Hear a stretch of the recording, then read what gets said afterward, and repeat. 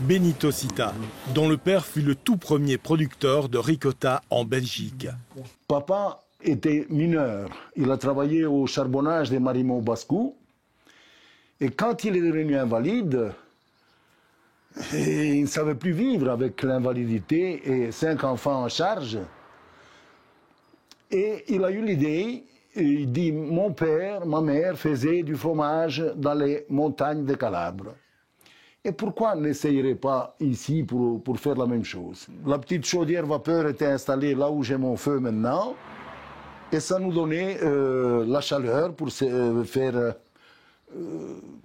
la ricotta, la mozzarella et tous les fromages qu'on a produits jusqu'en 1976. Et à l'époque, j'avais une petite camionnette. On allait frapper dans les portes des amis de papa, dans les cités, à Morlanway, à Chapelle, à Péronne. Et tout a débuté comme ça. Naturellement, on a mis beaucoup de notre temps, beaucoup de notre courage. On a engagé des personnes plus compétentes pour faire d'autres fromages. Disons que ça a été dans l'ensemble. De Bruxelles, Liège, nous sommes allés dans Limbourg, nous sommes allés à Anvers un petit peu. Je me rappelle qu'au début, j'avais 2 clients à Anvers où j'expédiais par chemin de fer. On essaie de créer un esprit de famille avec l'ensemble de notre personnel, même si aujourd'hui tout le monde ne fait pas partie de la famille dans le sens plus strict du terme. Mais pour nous, l'esprit familial dans une entreprise a une importance énorme. On aime rencontrer des gens qui ont des histoires à raconter et qui défendent la tradition. Un peu comme nos parents, en fait. On espère que nos enfants vont avoir le même état d'esprit par rapport au développement. Et développer une entreprise qui aujourd'hui est devenue une grande entreprise, la nôtre, si l'esprit reste familial, alors on s'amuse en travaillant. On s'amuse vraiment. Et il y a des bons et des mauvais moments, comme dans une famille, tout simplement. Bruno, je ne suis pas grand assez. Si tu savais venir me donner un coup de main, on va ramasser quelques saucisses. 3 semaines, 4 Oui, 3 semaines exactement. Surtout celles qui sont le plus près du feu. Voilà un couteau. Merci. Tu vois que ça sert, hein? Retour en Sicile, à l'Ercara Fridi, où l'on découpe le fromage affiné. Père et fils sont à table. Regarde, Francesco. Où est-ce que tu trouves un plat comme celui-ci? Ici, il y a la ricotta. C'est celle de ce matin.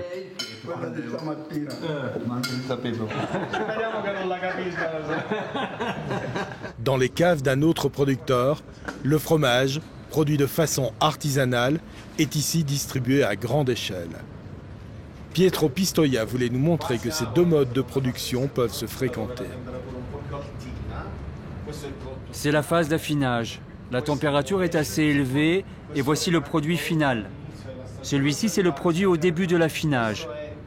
Sans l'odeur, il faut qu'il s'affine encore un peu.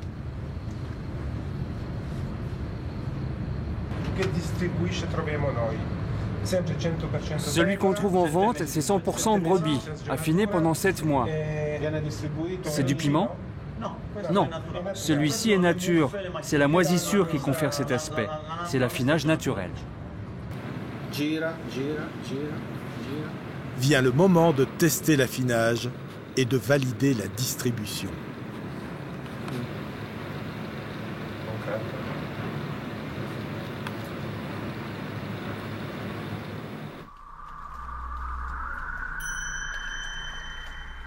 Sur la route qui nous mène à Memphis, nous croisons des cueilleurs de figues de Barbarie.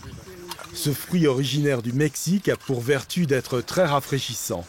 On le déguste à la cuillère.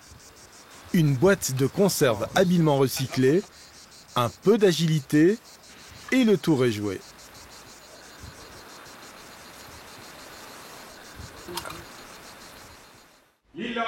Renato m'a promis de m'emmener chez son ami Lillo. Il a créé avec son épouse Fabiola un agritourisme à Memphis. Mais Lillo aurait-il oublié notre venue? Bonjour, bienvenue chez les Habitables, bienvenue. Je ne sais pas où est Lillo, il doit être ici quelque part. Bonjour, bienvenue chez les Habitabilés. Et toi, au premier matin, t'es déjà sur ton tracteur. Et tu vas où comme ça? À la mer? Lilo va rarement à la mer, ou alors c'est pour y accompagner des touristes. Ce matin, il va au jardin chercher la cueillette potagère du jour.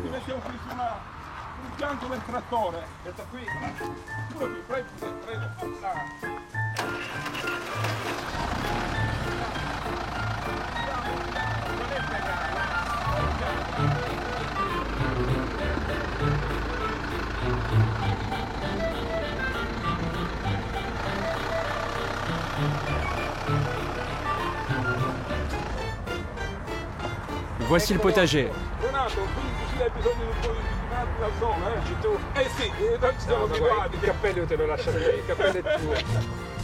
Une caisse, on la donne à Renato et l'autre, je la prends moi.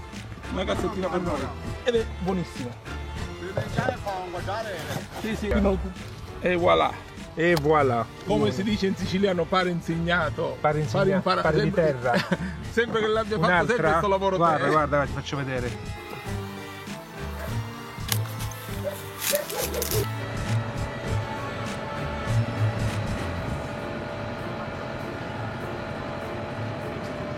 Buongiorno Renato, cosa mi ha portato? Tutto per la parmigiana. Va bene così? Sì, sì, Sarà sì. buona? Oh, che bel basilico. Bellissimo. Le temps de remettre la cueillette du jour à Anna Maria, l'intendante du domaine, et déjà Lilo nous emmène vers une surprise. Ciao Anna Maria. Ciao, ciao. Viens, viens avec moi dans un bel endroit. Un bel endroit. Renato, voici la surprise. C'est une grande dame, hein? Signora, Une authentique italienne de 1965.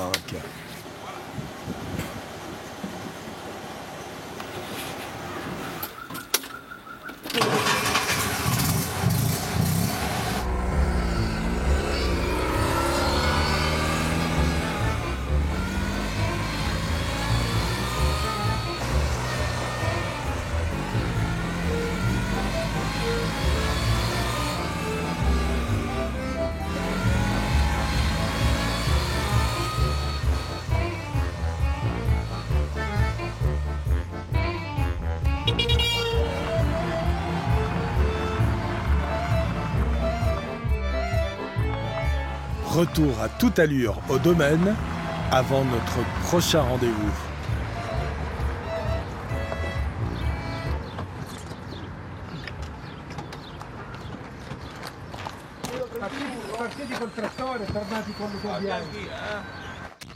Avant de rejoindre Palerme, nous nous arrêtons de manière totalement impromptue dans les caves de la prestigieuse maison Florio. Après une petite négociation avec Renato pour interprète, Maria Elena nous accueille. Pénétrer dans ce lieu ultra sécurisé vaut le détour. Des exemplaires uniques de tonneaux, construits pour certains d'entre eux fin du 19e siècle, s'offrent à nos yeux écarquillés. Chacun d'entre eux contient 64 500 litres, autant de bouteilles donc de Marsala. Bien connu en fin de repas, sous forme de digestif, ce breuvage tente de percer le monde des apéritifs. Mais pas facile de cuisiner un produit qui va en gradation 2 fois à 19 degrés. Restent dès lors les grandes cuvées, présentes à la carte des plus grands restaurants étoilés au monde. Voici la réserve historique que tout le monde nous envie et dans leurs fûts originaux. Ici l'année 1944. Sì, assolutamente. Renato n'en revient pas. Una cosa incredibile. 1000 stelle, 1000 spezie, c'era... C'est enivrant.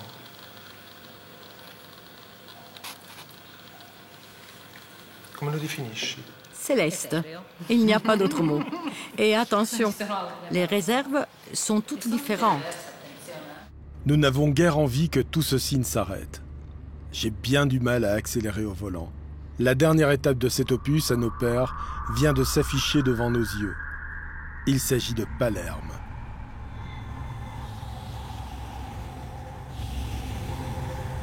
Les images défilent sous nos yeux et l'on décide de s'offrir, de vous offrir, une dernière promenade avant la ville.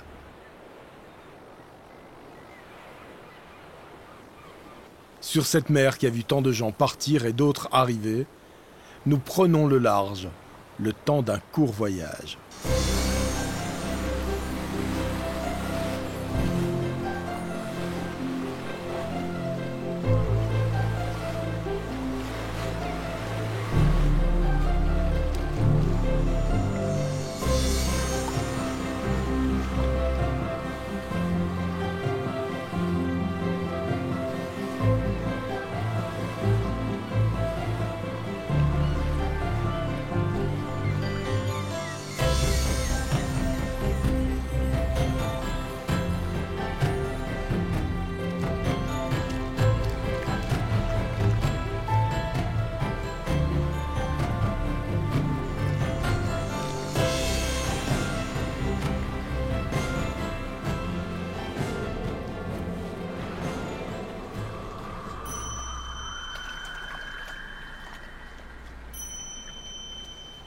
Palerme, l'autoroute entre les montagnes. Elle nous rappelle que c'est ici que le juge Giovanni Falcone fut assassiné le 23 mai 1992. La charge d'explosifs était si forte qu'il a fallu reconstruire l'autoroute. Giovanni Falcone, mort à l'âge de 53 ans, pour avoir voulu rendre justice et éradiquer la mafia.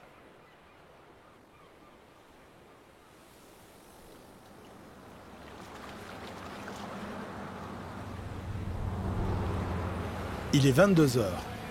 Nous avons rendez-vous avec Francesco Bertolino. Il est conseiller communal à Palerme et premier adjoint au maire. Votre arrivée coïncide avec un départ. Oui, on va chez Alberto qui demain part de Palerme pour aller étudier ailleurs. Sa maman va lui faire honneur lors de son dernier dîner à Palerme en préparant des arancini. Nous sommes les invités de la famille Paschia, où le plus jeune fils, Francesco, part demain à l'université. La maman est sicilienne, mais elle fut toute sa vie guide touristique francophone à Palerme.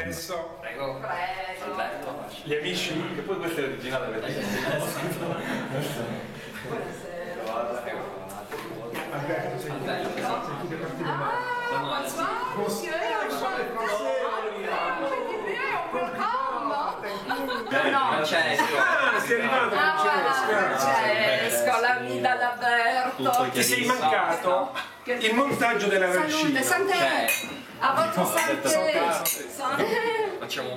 Et voilà, ceci est le vrai arancino de Catane, l'authentique, avec la viande. Chez nous, ils sont ronds. Celui-là, je ne vais jamais arriver à le frire. Voilà, maintenant, on prépare la version au beurre. Voici la version ovale de l'arancino. C'est toujours très bon. Les pâtes, moi, j'ai l'habitude de les casser en deux. Mais certains les cuisent en entier.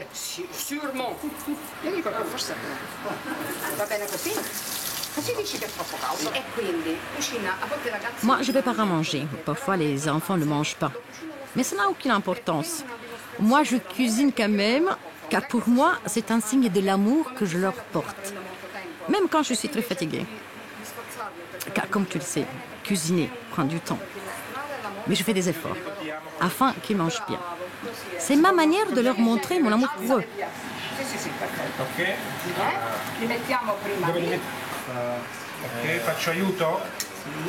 Si vous ne mangez pas, je vous tabasse tous.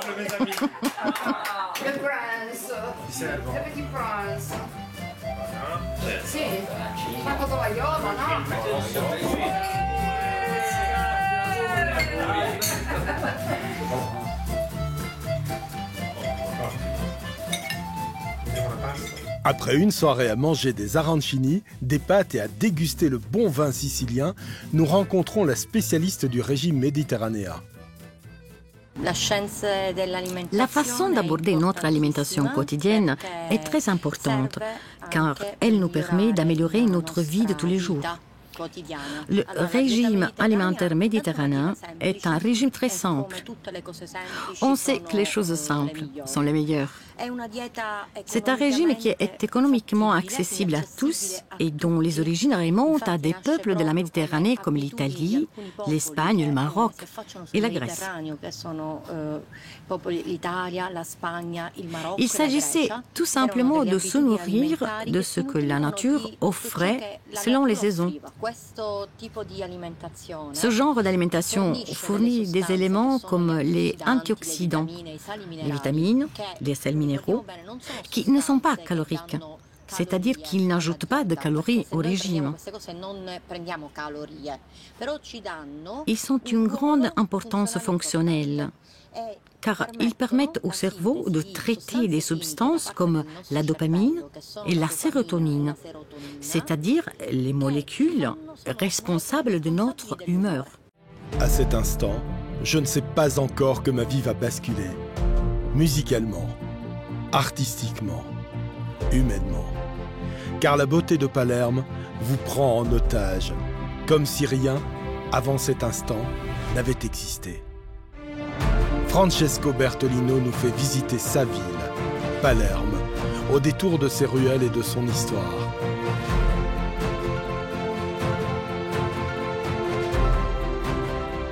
Comme celle du Grand Hôtel Palme, où Richard Wagner aimait à prendre ses quartiers d'hiver. Tournons sur la Via Maqueda pour découvrir une cité où le nombre d'églises n'a d'égal que celui des palais.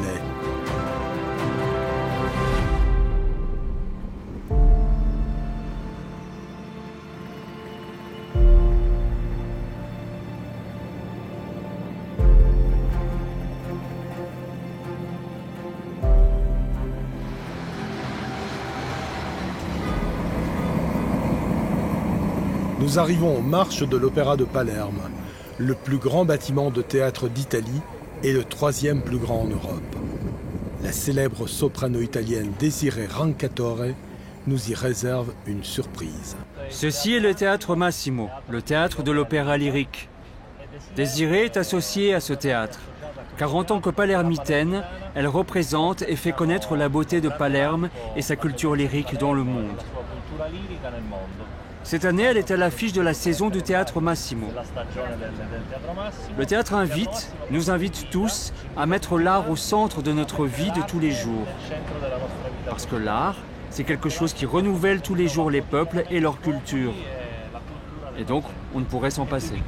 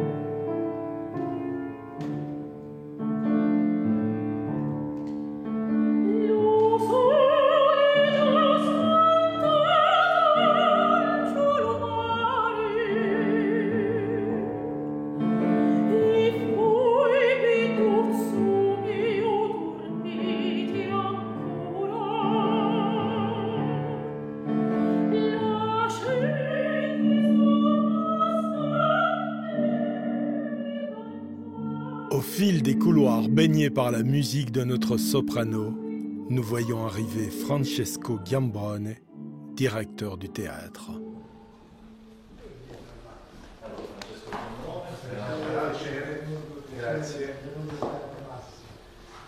Francesco est un des piliers de cette institution. Il est le directeur du théâtre et il l'a été aussi dans le passé. Aujourd'hui, sa mission consiste à transformer ce lieu merveilleux, que tu vas découvrir bientôt, en un espace ouvert au public. Les activités qu'il organise sont donc très importantes, y compris celles de ce soir. À Palerme, l'opéra arrive dans un camion. La scène est posée sur une remorque. Le camion arrive et s'arrête dans une des places de la ville. C'est le théâtre qui va vers les gens. La remorque s'ouvre et se transforme en scène. On y représente une version condensée du Barbier de Séville. Mais il y a tout. Les scènes, les costumes, les vidéos, les chanteurs, l'orchestre qui joue en direct, le directeur d'orchestre. Tous les habitants peuvent y assister gratuitement afin que la ville rencontre la beauté et la merveille de l'opéra. La culture pour tout le monde. Exactement.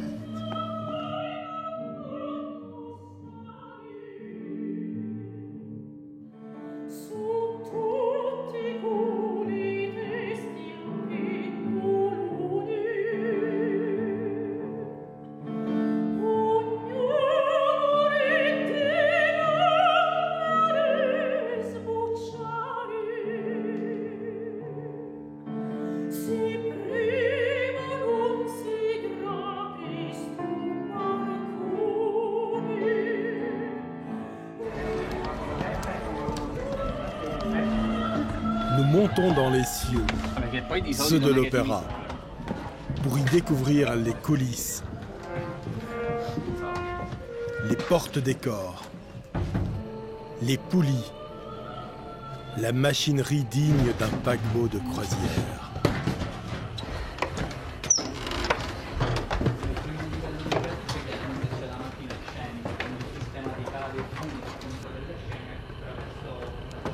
Une fois sur le pont, la découverte est à couper le souffle.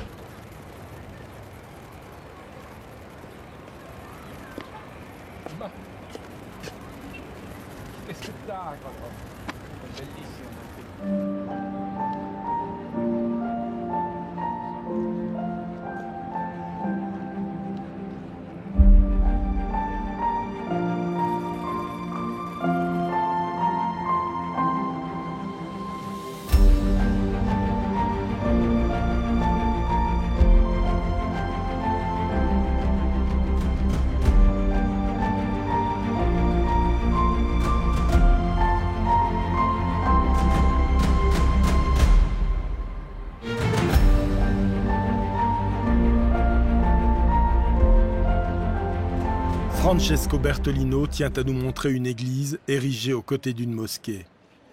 Deux mondes se croisent sur la place de la mairie. Message de vivre ensemble et témoin de sa réussite.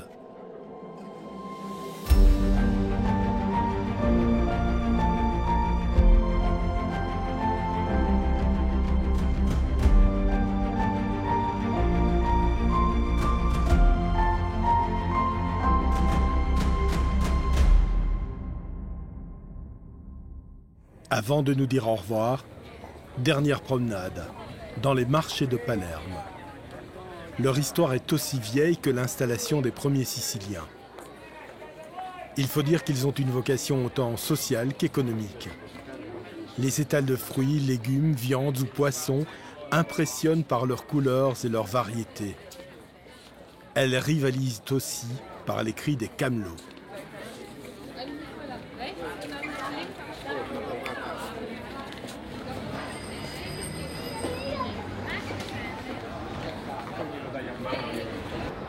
Dernière rencontre, et non des moindres, avec Leo Luca Orlando, maire de Palerme.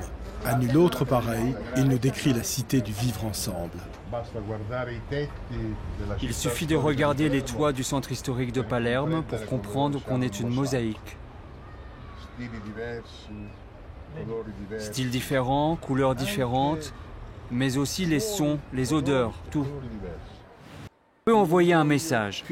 Cette terre, qui a connu la honte de la mafia, veut être en avance par rapport à d'autres réalités, parce qu'ici, on ne respecte pas seulement la loi, mais on respecte les droits. Et souvent, la loi vexe les droits. C'est un message d'accueil, de coexistence, du vivre ensemble. Et dans ce sens, nous voulons être à l'avant-garde. Parce que, qu'on se le dise, ce n'est pas dans l'estomac de l'homme qu'on trouve l'intolérance. L'intolérance se trouve dans l'esprit malade de certains politiciens, dans le portefeuille trempé de sang des spéculateurs. Buon appetito.